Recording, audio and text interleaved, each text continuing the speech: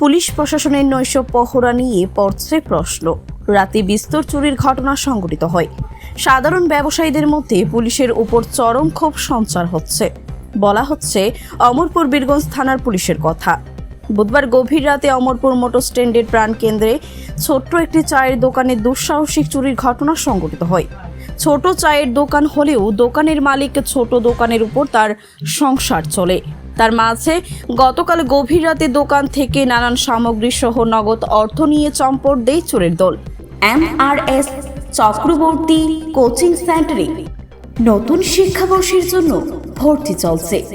পরবর্তীতে সকালবেলা চুরির ঘটনার খবর শুনে ঘটনাস্থলে ছুটে আসেন মোটর স্ট্যান্ড ব্যবসায়ী সমিতির কর্মীরা এবং বীরগঞ্জ থানার পুলিশ। অমরপুর মোটর স্ট্যান্ডের বেশ কয়েক মাস আগে নৈশ প্রহরা দিত বীরগঞ্জ থানার পুলিশ। ইদানিংকালে সেই পহরা পুলিশ কেন বন্ধ রেখেছে তা বুঝে উঠতে পারছেন না মোটর স্ট্যান্ড ব্যবসায়ীরা। যাই হোক, পুলিশের নজরদারি বাড়ানোর জোরালো আবেদন জানালো ব্যবসায়ীরা। এদিকে চায়ের দোকানের মহিলা জানান, ওনার প্রায় 2 থেকে 3 হাজার টাকার মাল সামগ্রী নিয়ে যায় চোরের দল।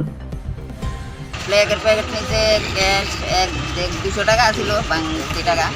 আর চারমিনা, প্লেগ, মিন্ট, বিস্কিট, পেটিস আর বাদ বাই তখন খুললে না কইতাম ফের আমার কিতা কিতা গেছে দোকান থেকে, আমরা তো খুলছেই না। আপনার দোকানটা কোন জায়গায়? আমরা দোকানটা মলাস্টেশন সিন্ডিকেটের দিকে। কত বছর ধরে দোকানদারি করেন এখানে? দোকান তো 18তে দিছি। এর মধ্যে আর কোনো এমন ঘটনা হয়েছে মাঝখানে আর দিন হয়েছে। আর কি হয়েছে? হ্যাঁ, গত বৈশাখ মাসে একবার এমন হয়েছে, আবার কালকে এমন হয়েছে। আনুমানিক কত টাকার জিনিস? অনুমানিক তো কম 1000-2000 টাকার জিনিস নিয়ে থাকা। মানে টাকা পয়সা আসলো নি? এমনি বাংতি টাকা ছিল, 100-200 টাকা ছিল। এটিও নিচ্ছে? ওই নিচে ক্যাশটা ভালো হয়েছে। আর প্লেগের প্যাকেট, মিন্টের প্যাকেট। দোকানের মালিকের নাম কি? সুচিত্রা দত্ত।